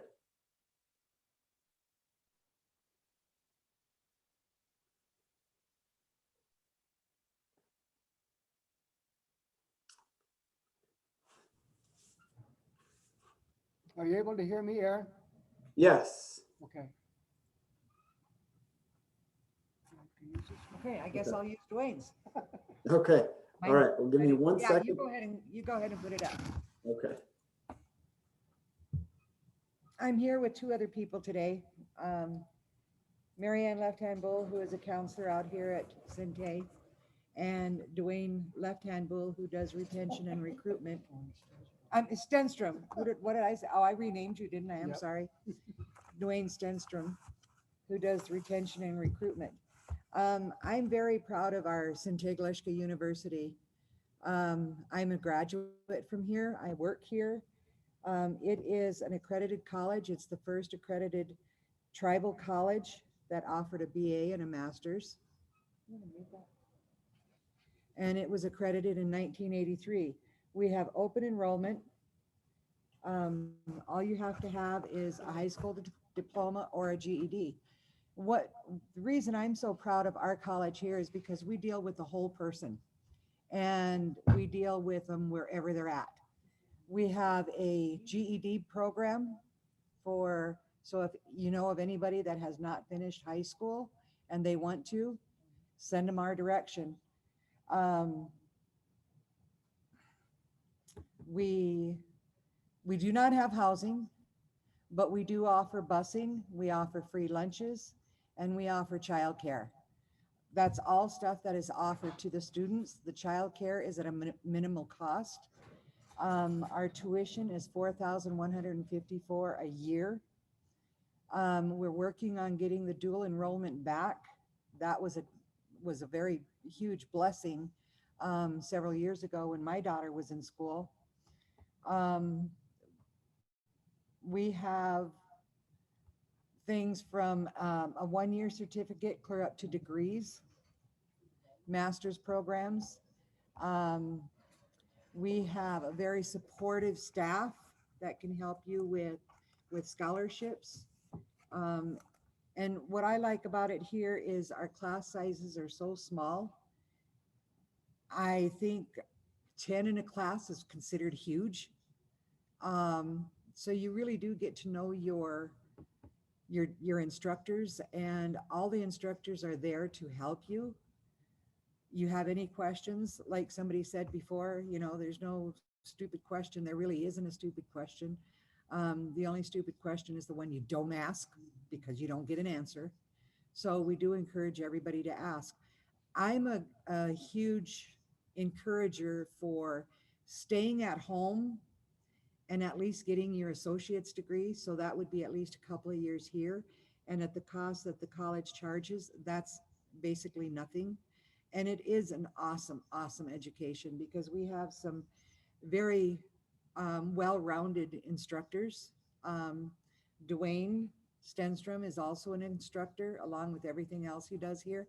Dwayne does about all kinds of stuff around here. I mean, you ask anybody if you need anything done, and they send you to Dwayne. We do have basketball tournaments here at the multi-purpose. We don't offer a lot of different activities, which is something that we're going to start looking at, focusing on. But right now we don't offer a lot of that. We have powwows, we have basketball tournaments. I can't think of much of anything else right now. Our main focus here at Sinte Gleska University is education, because that has been the groundwork from way back before the college was even formed. So we are focusing on what the goal was, and we've come a long way. With that, I'm going to put Dwayne on so he can elaborate more. I'm new. I've kind of given you a quick rundown of what I can give you, and Dwayne can tell you a whole lot more. So here's Dwayne. Okay, thank you. Again, my name is Dwayne Stenstrom. I'm also a graduate of Sinte Gleska University. I became affiliated with Sinte Gleska in 1981. I have been affiliated as far as a working staff member since 1987. And I think that's where Charlotte gets this idea that I've been here a while, which is all well and good. Sinte Gleska is unique in that it's one of the tribal colleges that was affiliated with and was very influential in starting up the AHEC many years ago, back, I believe, in the early 70s. AHEC is a institution or a governing body that takes a look at all of the different colleges. I think there's about 38 colleges, if I remember right. Sinte is unique in that when you come into our doors, it's like a lot of other small colleges, a lot of people are on a first name basis, and that's what's significant. My role at Sinte is in retention and recruitment. We just started our new semester, and already I receive a lot of phone calls that students they're trying to find their way, maneuvering their way around the process. And so when they call me, I'm able to help them, direct them, and get them to where they need to go. And like I said, I do everything basically on a first name basis. Sinte, as long as I've been affiliated with it, has always put the students first. And that's, I think, is what is so unique about what we have to offer. We've grown in leaps and bounds over the last few years. When I first started here many years ago, the campus was kind of split, for lack of a better term. Some classes we would have had in the Rosebud area, and other classes we would have in Mission. Now we're all centrally located in Mission, South Dakota. And so the two smaller campuses, we have a library campus, or what we call a Mission campus, which is where the Science Center and the library is located. And then we have a lake campus, and that's where our administration building and all of these other places take over. As far as our classes are concerned, we average, I would say, anywhere from 10 to 20 per class as far as students are concerned.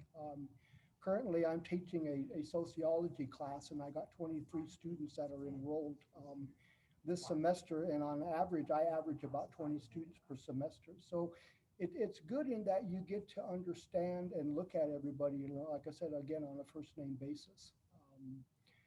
The other thing that I think is significant about Sinte is the fact that there are Native American instructors here. I remember years ago when I first started into the education world, I went to a school in Nebraska, and there was a lot of people that I didn't know. And as long as I was there, there was not really that. I never really felt a part of that process. When I started to go to Sinte, I mean, the minute I walked through the door, I seen people that I could associate with, people that had my same background, people that had my same understanding. And again, they were of Native American descent, and that made, for my purposes, all the difference in the world.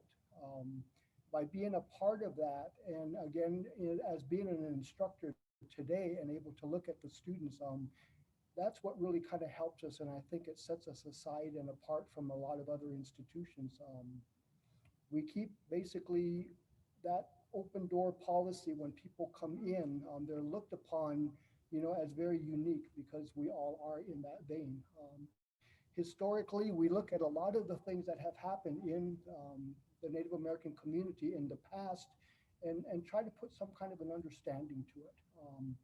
Certainly there has been a lot of hardship that has happened in the past, and we try to talk about things where people feel proud of who they are, they're proud of their heritage, they're proud of where they come from. And I know, like I said, when I first started here, that's what really kind of got me connected with Sinte, and it's made me become affiliated with it ever since. This semester, we are offering through our internet, through the scholarships that we do have for internet access, people that are going for full-time, they're getting a $50 scholarship to help offset the internet cost. Those that are going part-time, they get like a $25 scholarship. New students that come to Sinte for the first time, every student gets a new laptop. So from the fall semester into the spring semester, a lot of our students, because of the virus that has been about us, all of our classes are online at this time. So it's been interesting, but it's been beneficial. I think a lot of people are kind of going through a new learning experience, and a lot of us are having a world of fun doing it. This is probably a great example. The fact that I get to talk to a computer and not to see people is interesting. In the work that me and Mary Ann have done in the past, we would go into the schools and we would have a lot of our presentations done in person. We still kind of miss that, but we're very appreciative of the fact that this organization is having this so that we can be a part of it today. So with that, I thank you. Charlotte? Well, I want to thank Dwayne because I think he covered a lot and he did a much better job than I could have. But I do want to say, yes, I did graduate from Sinte Gleska University. If it wasn't for Sinte being here, I would not have the degree I have. I started off with a GED here. So thank you, Dwayne. Appreciate everything you had to say. Can't add anything to that. So I guess we are done. Thank you for having us. Appreciate it.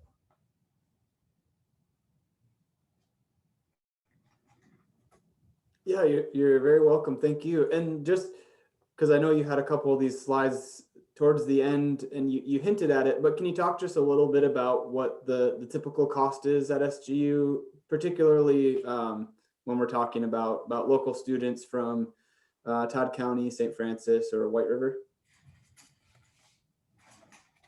The cost for any student coming in would be $4,154 a year. On top of that would be their books. So whatever their book cost would be, that would be added on to that. So, and that doesn't matter. It doesn't matter where you're coming from. In-state, out-of-state, on reservation, off reservation, it doesn't matter. Everybody's cost is the same. The added benefit is you get free lunches 4 days out of the week. We only have classes 4 days out of the week. Right now, we're not having lunches because of the pandemic, but when we do have classes and our face-to-face, there is that opportunity for a free lunch. We also do offer busing. They have a bus schedule that goes out. They even go to Winter and pick up students and bring them back. Childcare, like I said, minimal cost for childcare. So there's a lot of benefits and add-ons for going here. And again, I can't state it enough. I'm one that believes that our students do better if they stay home for a couple extra years after high school. I'm not saying everybody should, and I'm not saying it's for everybody. Wherever you want to go, that should be up to you. And I just want you to be happy wherever you're at. But I'm a believer in our students here do better if they stay 2 years, get their associates out of the way at a very minimal cost, and then go wherever they want. They're more grounded, they're more secure. And the reason I feel that way is because most of our students here have never even been away from home. So to go from here to Rapid City is humongous, and that's 2.5, 3 hours away. And several of our students have gone there, but we do have a lot that have not even gotten to do that. So I'm just a believer in get firmly steady on your feet before you go anywhere else. And for being well grounded and firmly and steady on your feet, we're a great opportunity for that. Awesome.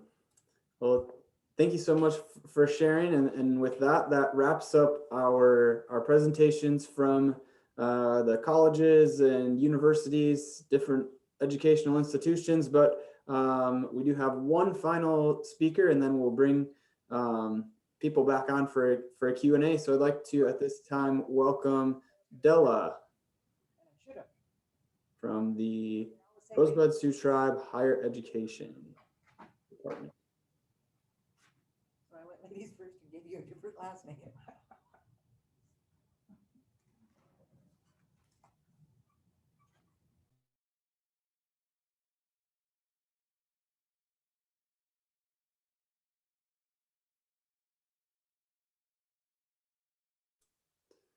Sorry about that, Della. I need to make you a panelist first. There you are, and now you should be able to turn your camera on.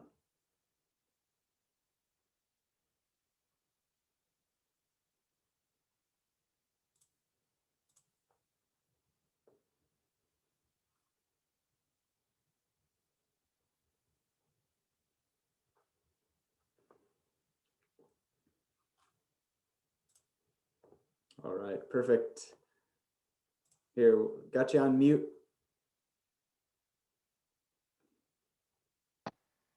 Can you hear me now? Yes, perfect. Okay. All right. Thanks for jumping in. Hello, everybody. Good afternoon. My name is Della Spotted-Tail. I am the higher education coordinator for the Rosebud Sioux Tribe. I take care of the 4-year undergrad grant that provides services to our eligible Sicangu students who want to pursue their educational goals. We provide a scholarship to eligible full-time students that providing they have a financial unmet need, and the scholarship helps with costs of tuition fees, books, room and board, transportation, childcare services, and personal expenses. And they may apply for the entire academic year or by separate semester. They must be 12 credit hours or more, and each student must complete the scholarship application, which has a checklist on it, which is you need to attach your degree of Indian blood, your letter of acceptance to the college, either a copy of your high school diploma, high school transcript, or a college transcript. The last page of the scholarship has a financial needs analysis. Part 1 is filled out by the student. Part 2 is filled out by the financial aid office of your institution. And then turn it into me. It gets, there's a deadline for each semester. We have a July 1st for fall semester and December 1st for spring semester. It's pretty competitive. I ask students to please make the deadline, get your applications in on time with everything attached. The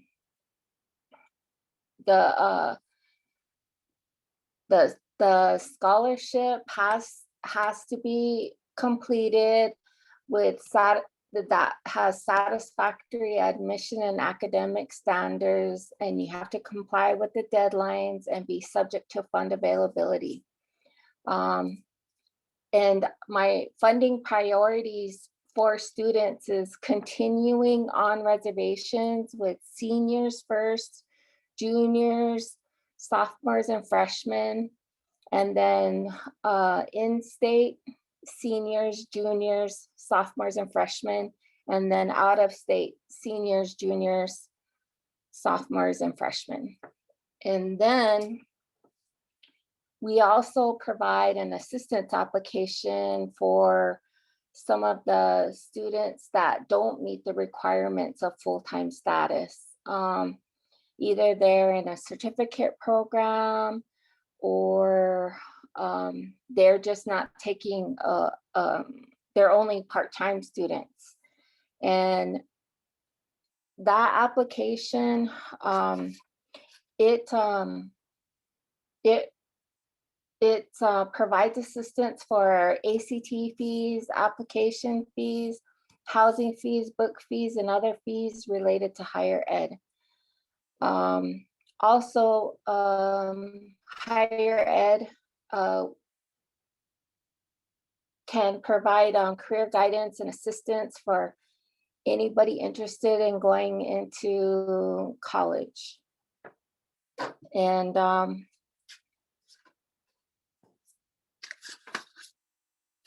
if you're interested in the vocational technical school, Sinte Gleska University takes care of that grant. So you would just have to call SGU, their financial aid office, and ask them about applying for the voc ed grant for the tribe. And basically, I think that's it. If you have any questions, please let me know.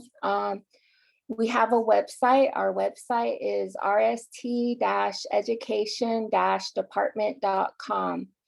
And it provides all the services that education has, and all the listings and phone numbers of everybody that works here and the departments.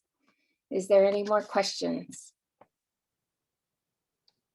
Thank you. Thank you very much.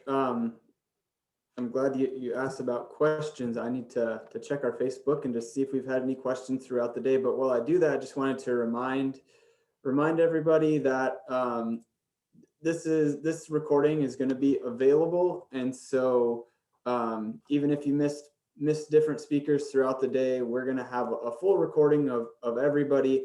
And so if you weren't, missed the beginning and whatever, you'll have access to that. And we will have a couple surveys going out as well. And so don't hesitate to reach out with any questions, but in those surveys, you'll be able to ask questions and be able to put different people who have spoken today if you want to be connected with them after the fact. And so at this time, I know we got only about 15 minutes left of our scheduled time, but I'd like to invite everybody else back up if you just want to, if you're there and you can turn your camera on. We'll open it up for questions. I'm looking online. I don't see any specific questions, but I would like to maybe just give everybody who spoke, and we can just go in the order that folks presented today. If you had one piece of advice for, let's say, a senior or a junior, but I guess we'll keep seniors front of mind, what would be that one piece of advice that you would share? And so let's see, I know Micheline had to drop off. She had something else going on. But Erica, if we go back in order today, Dr. Moore, what would be your one piece of advice for a senior who's listening today? One piece of advice for a junior or a senior, I would say that they should choose the school that will essentially, as many of them mentioned, there's technical schools, there are 2-year schools, there's 4-year schools, and there's time to take off before going. And I think every student should take some time, self-reflect, and decide what's best for you. And that's the path that you should take.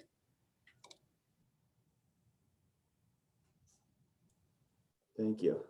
Great advice. And Brittany, are you still connected? May not be. So let's Abby. So I think that there's a lot of advice, and being in admissions, it depends on what time of year, what kind of advice we want to give. My best advice is ask questions. Most of us on this Zoom right now or on this Facebook Live get paid to answer your questions.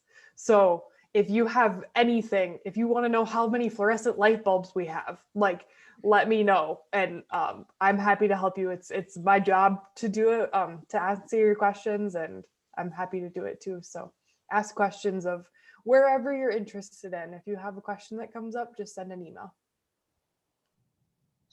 Awesome. Patrick, what do you got?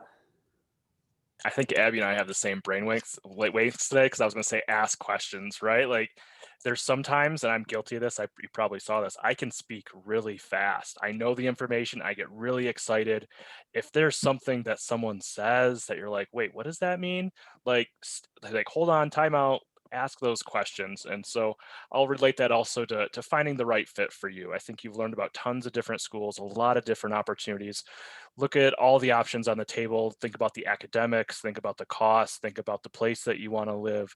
Is the residence hall right where you want to be? Like, what do you want to do in the future? There's a lot of options on the table. So finding the right fit for you, and it's okay to change course too. You can start somewhere and you can switch course and find a different fit that fits you. I think all of us can agree. We want to make sure that you're finding the right fit that's for you. We love the schools that we're at, but you got to find the right fit for you where you're going to be successful and be happy, and it leads you to your goals in life. So I know it's a lot of advice all wrapped into one, but I thought it all connected well. Thank you. How about you, Charlotte? I think the best advice I can give is, number one, believe in yourself. Know that you can do it. Don't let anybody tell you you're not college material, because you are. You are. I don't care where you go. I don't care if it is Sinte Gleska right here on the Rosebud Reservation, or if it's somewhere else. You are college material. Believe in yourself. Don't be afraid to take that step out there. Thank you. How about you, Della? I'd say make sure that you're happy with the institution that you apply for, but be financially literate about your expenses for school and how much the school is going to cost, and apply for scholarships and do your FAFSA. And, you know, a lot of schools have application waiver fees to get into colleges. You just have to ask.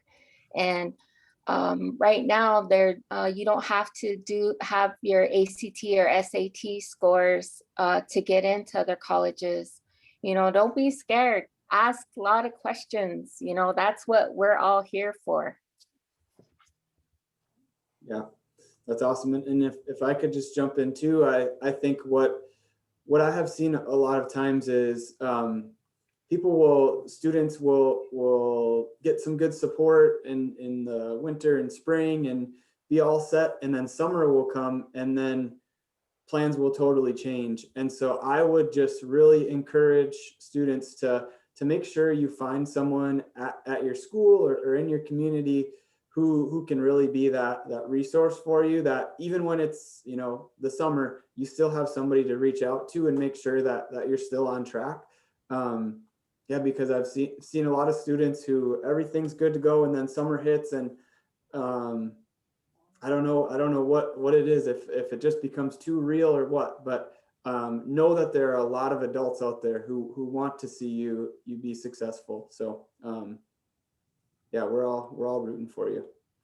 And I think just with remaining time, I know everybody had to cram so much information in, so I don't want to put any limitations, but maybe if we could just run back through one more time, and if there's anything that either you missed or you want to touch on, or something that you just want to make sure that people take away from what you said earlier. So we'll go in reverse order so the SDSU folks aren't right on the spot again. Is that all right? Okay. So Della, anything that you'd like to add? So right now, you can either call me, email me, leave me a message. We're not really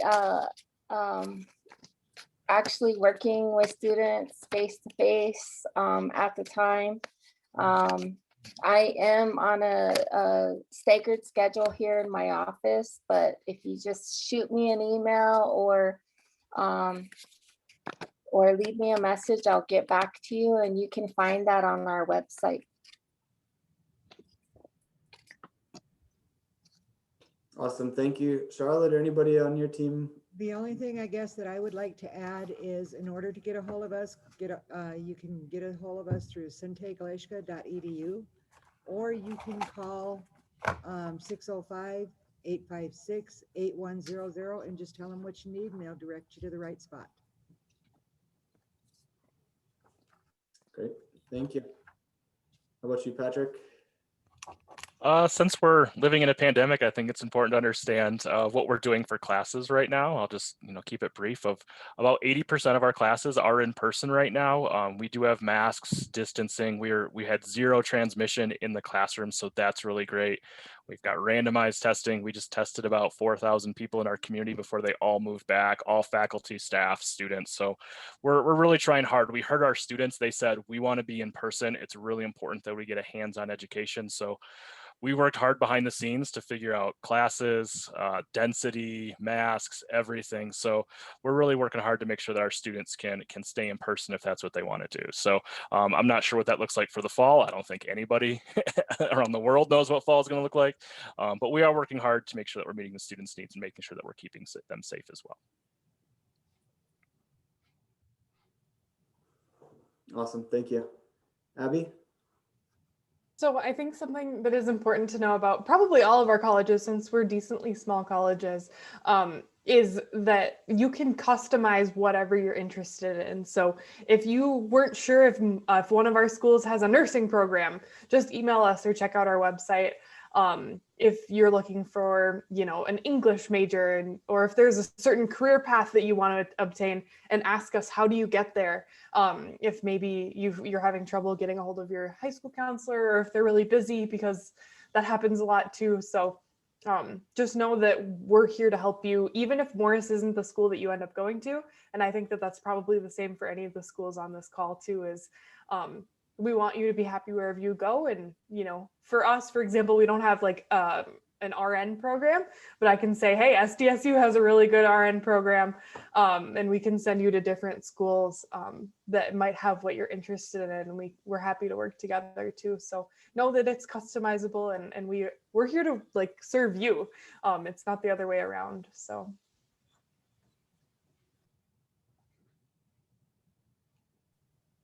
Thank you. And anything on SDSU or Wokini? Yeah, so I thought of the last requirement for our freshman students 5 minutes after I stepped out the door. So we do have an early orientation program that's held the week before the school starts for our incoming freshmen. So we are going to be doing that this coming next fall. What year is it? This coming fall. So students, be on the lookout for information that's going to be coming out of our office from that. And then we're here.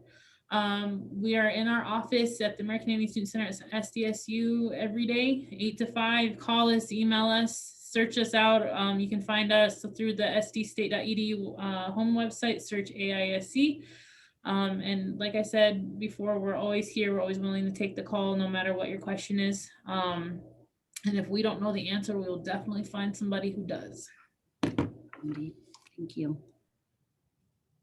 Awesome. And I know that Ms. Jillian had to drop off, but just for Native Pathways, I'd just like to quick plug them. They have such a fantastic guidebook with resources and a timeline. Here's what I should be doing freshman year all the way up through senior year. So, and they've got ongoing opportunities. If you fill out the survey, we'll send you some of their flyers about things that they have coming up to specifically support Native students. So just want to thank all of our presenters today. So much information, and thank you to the students who have tuned in. And a reminder, you've made it all the way to the end. Now make sure you fill out the survey so that we can put you in touch with get you the information that you need. But also we have an opportunity for you to get an incentive just for tuning in today and absorbing some of this information. So thank you so much. And this was awesome. I learned a lot, and look forward to next week when we are going to be having a career fair. So a similar event, but a career fair. So tune in next week. And again, thank you, everyone. Thank you.